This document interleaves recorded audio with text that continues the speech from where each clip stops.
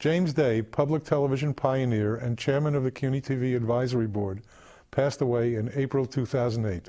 His legacy includes the series Day at Night, which aired for 130 episodes beginning in 1973.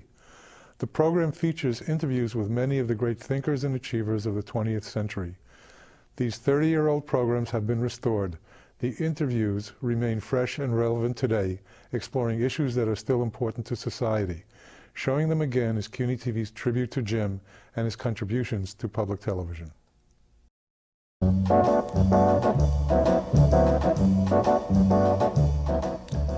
No one who's seen Hermione Ferdinanda Gingold perform is likely to mistake her for any other. She's as distinctive as her name.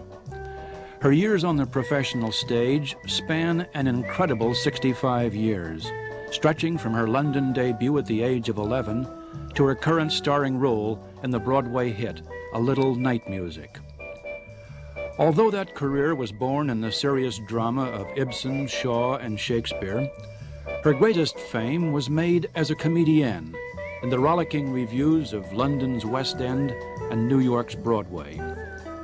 Of her many roles in movies, most will remember her best for her performance with Maurice Chevalier in the film Gigi. Miss Gingold is also a writer. A book of light-hearted essays, a play, Abracadabra, and a half-finished autobiography. Half-finished only because she thinks she's too young to finish it.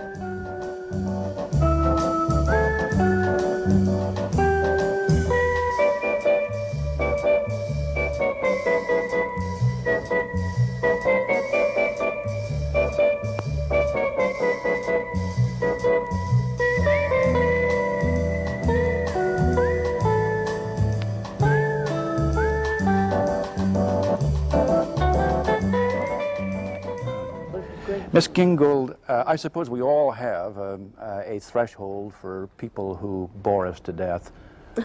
What kind of people bore you? Oh dear, what an awfully difficult question. Most people, I'm afraid.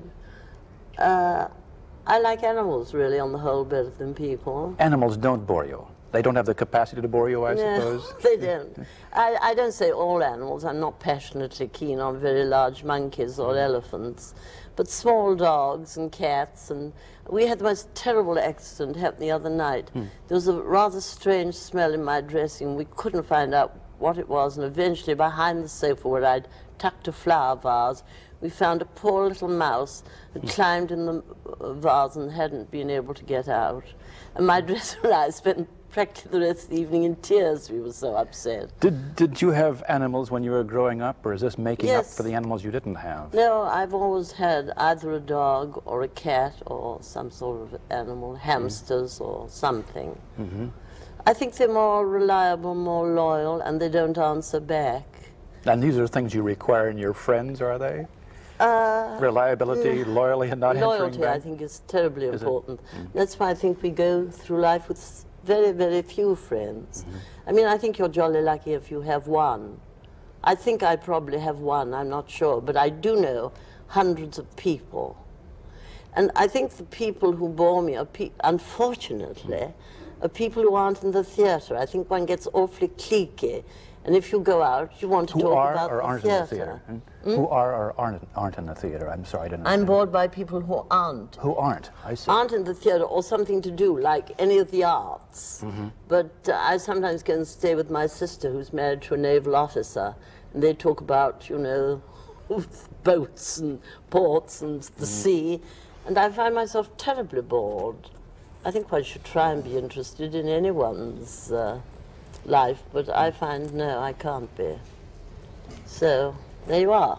You went into the theater at a very early age. You said, as a matter of fact, that you wanted to act when you were born. When and why did you first want to go on the stage? I really don't know, but I remember when I was a little girl being taken by my nurse. We were at the seaside, and there were some minstrels. I don't know if you have them over here, but we have minstrel troops on the beach in England, entertaining for the kids. And I screamed and insisted on going up on the platform and joining them. I suppose, it's sort of terrible exhibitionism. I always wanted to be in the theatre. None of my family. Oh yes, one. I had an aunt, a mad aunt, who was in the theatre, but not really seriously.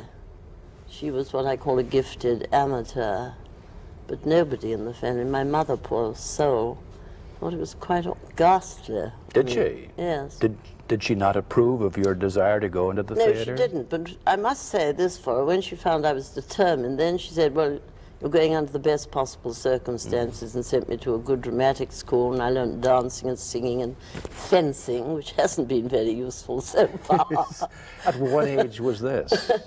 Oh, this was from about the age of 10 or 9, I should say, because I never went to school. I went to kindergarten, and then I was educated at home, very privately. Was it a good education? Well, funnily enough, it was in a way. It left me without any idea of spelling or arithmetic, but I learned a lot about literature and music.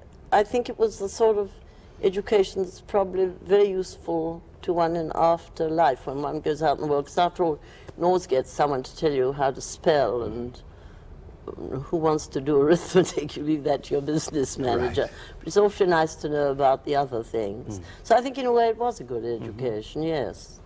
Your father was from Austria, was he not? Yes, he was born in Vienna and was naturalized English, and his mother was Turkish. She was Turkish? Yes, and I have Italian blood. In fact, one of my uncles was Historian Royal to the Court of Italy, and was a count, but he has such an unpronounceable name that I can't flourish him at all, because I can't bring out a piece of paper and say, my uncle, and I can't remember his name because it's so difficult. Did you know him at all? Oh no, that was before my time. Oh, I see. What kind of a family did you grow up in that you did know, besides your parents? A mad family. Mad, really? Absolutely mad. I had 13 aunts, all of whom quarreled bitterly.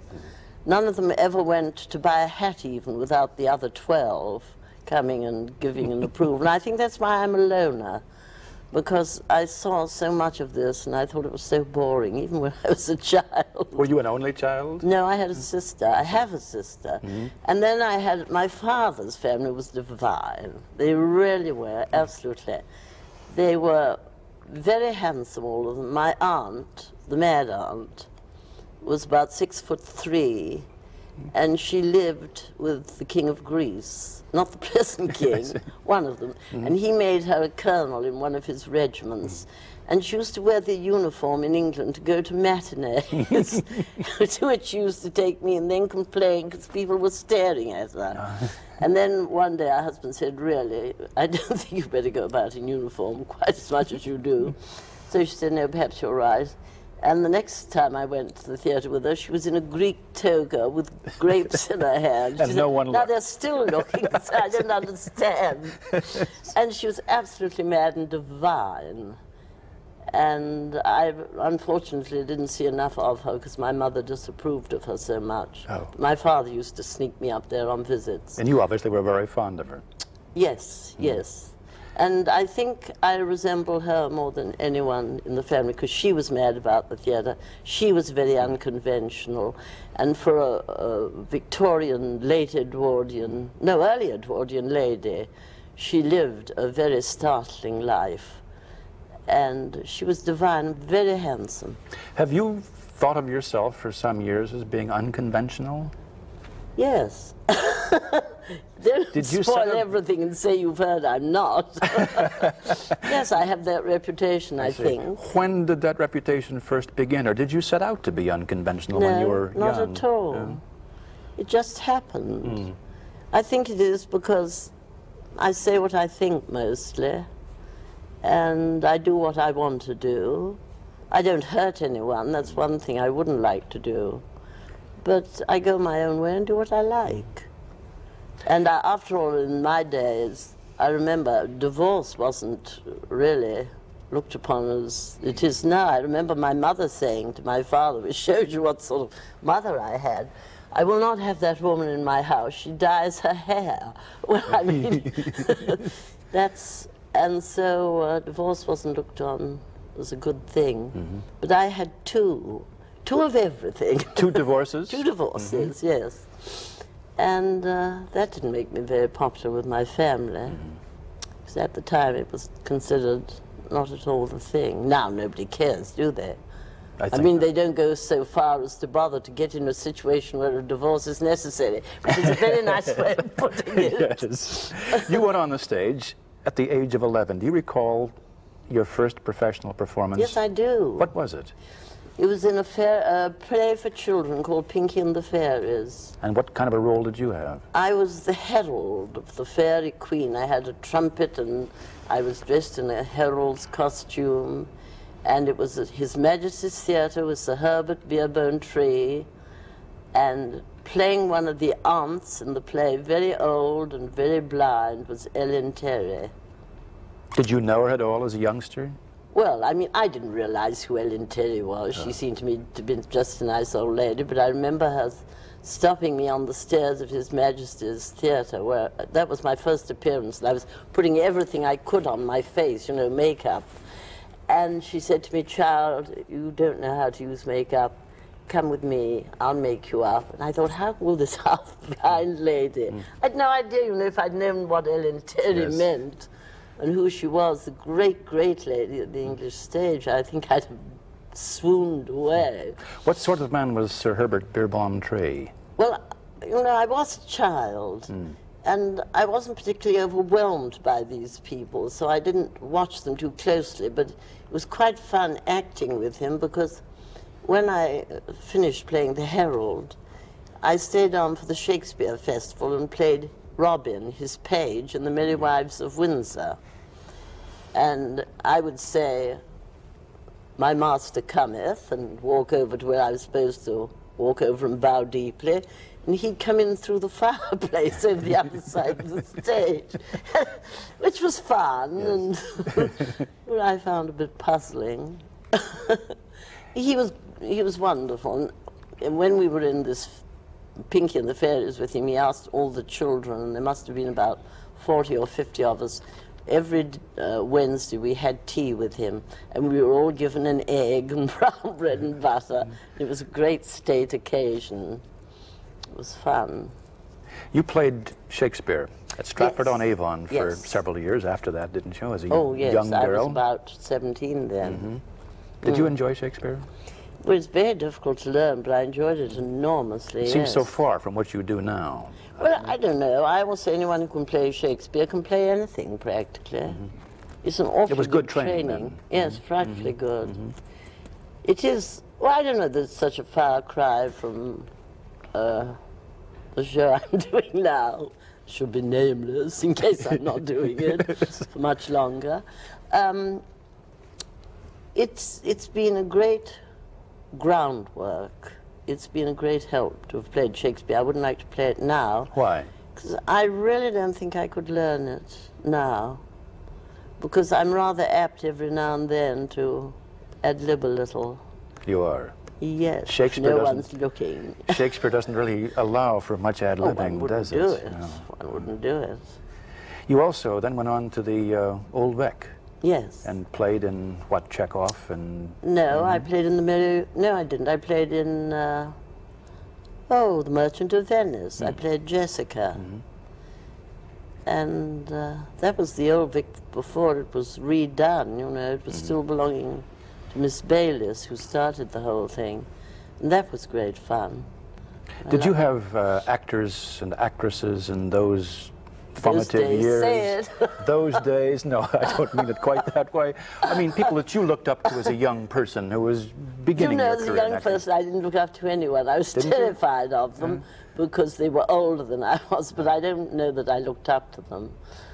Because now, when I was at Stratford, playing in Troilus and Cressida, the Cressida was Edith Evans. It was her first appearance on any stage. And I wasn't frightened of her. I didn't look up to her. I thought, how can she play Cressida? She's so ugly. The extraordinary thing about Edith is that she is a plain lady. I mean, she can make herself look more glamorous than anyone in the world.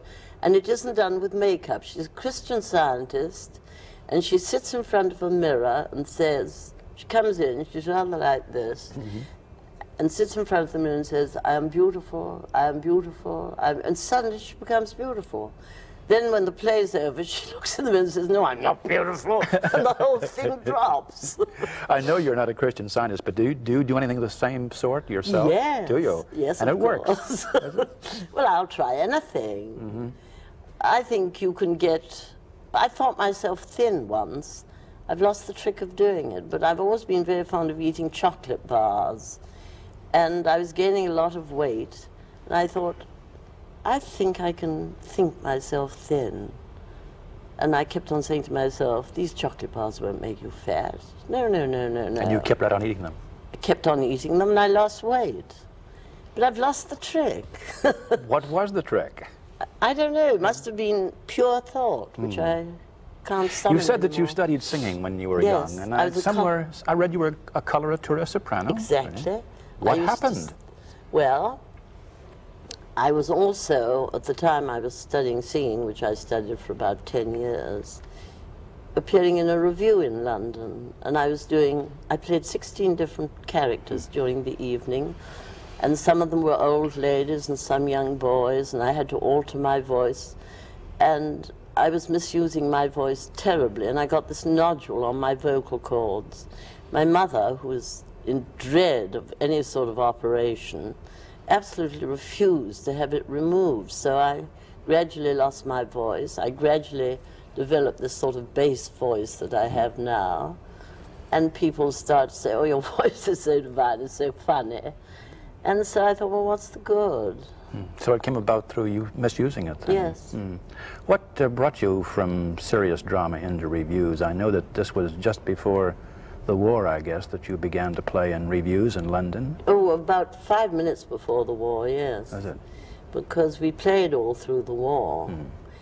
Well, I was working at a theatre club. We did very esoteric plays, which the public didn't rush to see. And we were in very low water, and we decided to put on a review, a satirical review, not the ordinary girls and sequins and, you know, usual sort of thing people think reviews are. And we had very, very good writers and very intellectual, intelligent approach to satire, and it became an enormous success. And managers queued up to get it, but none of them wanted me because I hadn't got a name. And the management, for once, took a stand and said, no, if you take the review, you take Hermione. And eventually one manager said, oh, all right.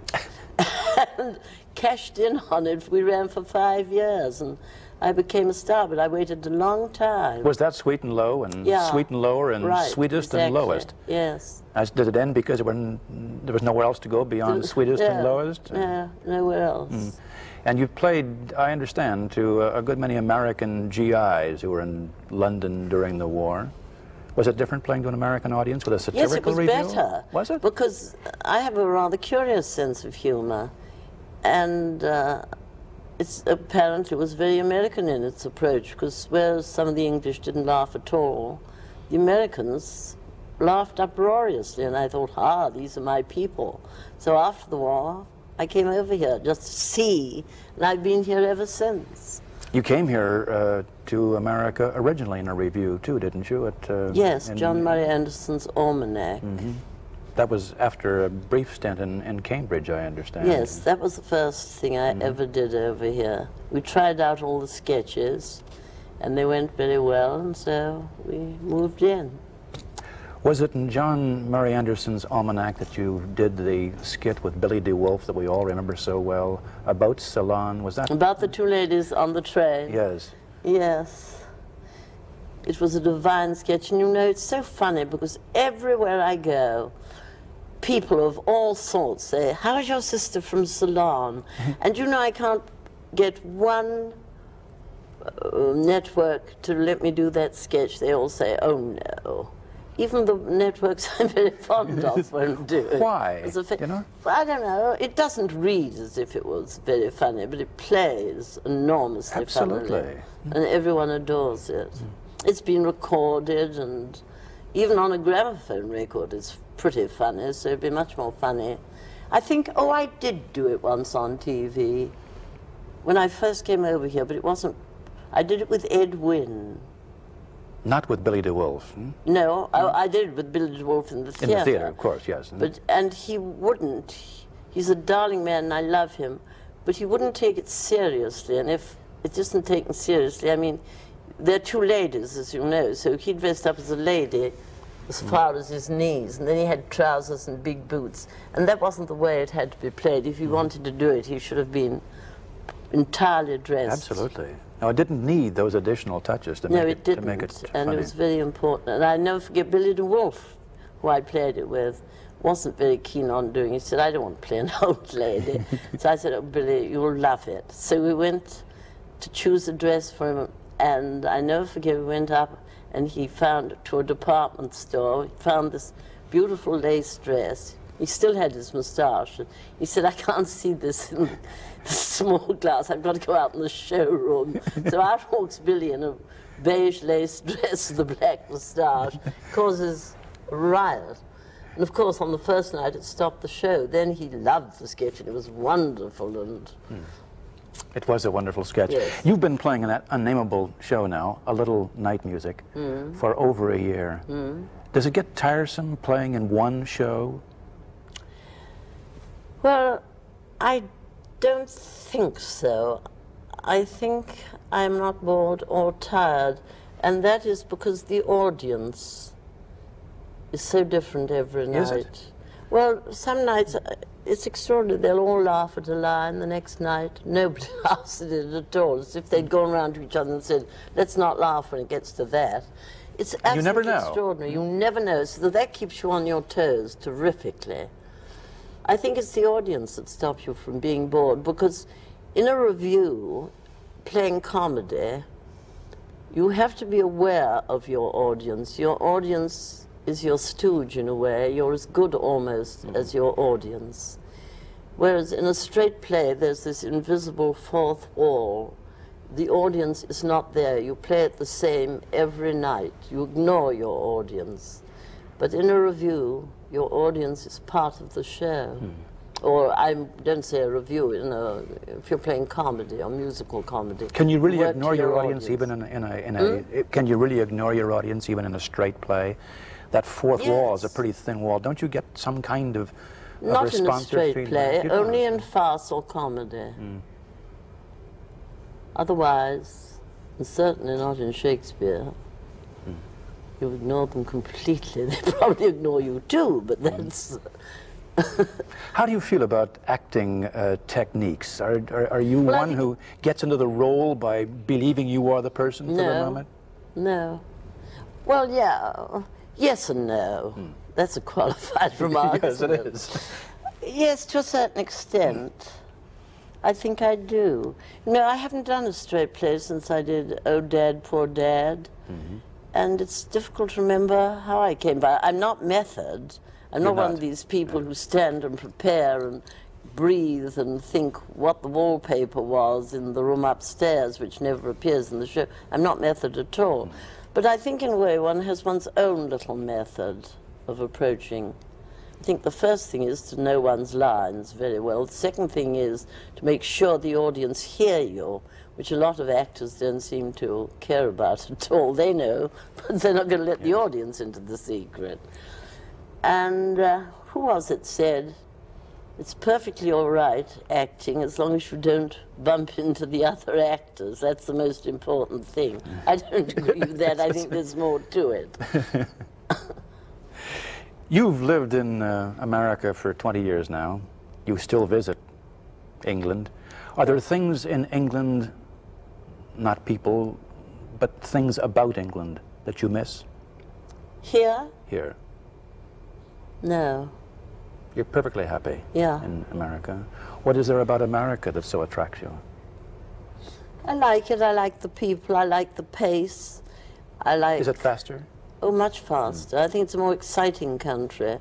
I like the fact that if you travel enough round, there's every sort of thing. There's skiing, there's surfing, there's... The only place I You do miss... these things? Sometimes. No, I don't do surfing. I miss places like Venice, but its big cities are very much alike, I think. This is the most exciting big city there is. But there are lots of places in Europe I'd like to visit again, but not big cities, not big capital cities. I don't want to go there. Do you enjoy travel? Would you like to be in a company that's on tour? I don't know if I'd like to tour, no, I don't think I would. You see, I've never learnt the art of traveling light. If I'm out for the show, I take pictures and cushions and books, and it's dreadful the way I travel. And that really rather stunts my traveling.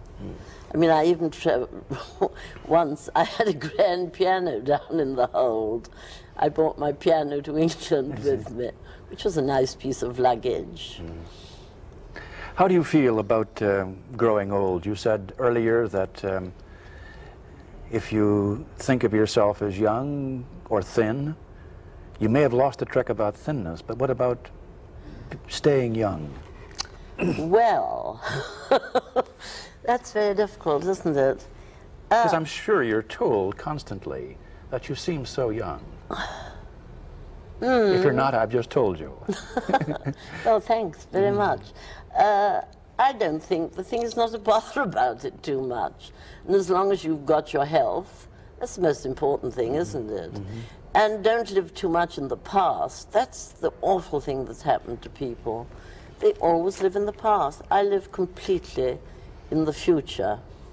I'm already planning future for 10 years. Are you? To come. Yes. What sorts of things do you most want to do? Is it in I'm acting? not going to tell you. I see, all right. I was going to confine myself to the theater. Oh, good. Oh, I don't know. I want to do a lot of plays. I want eventually to be a director. Have you tried that? Yes, I have. Mind you, it was in Africa. I went a long way off to try it. Are you ready to try it here? Not yet, I don't think. But I would like to do that. And is there a role that you want to do? Is there a role that everyone wants to do? Yes, I'd like to do some Ibsen, some Chekhov. I'd like to play in The Seagull very much. And what else do I want? Oh, I've written a play, and it's been done on the road on Summerstock for quite a long time, but I have to rewrite it, and it's very dreary. I don't like rewriting. Thank you very much. It's been a pleasure.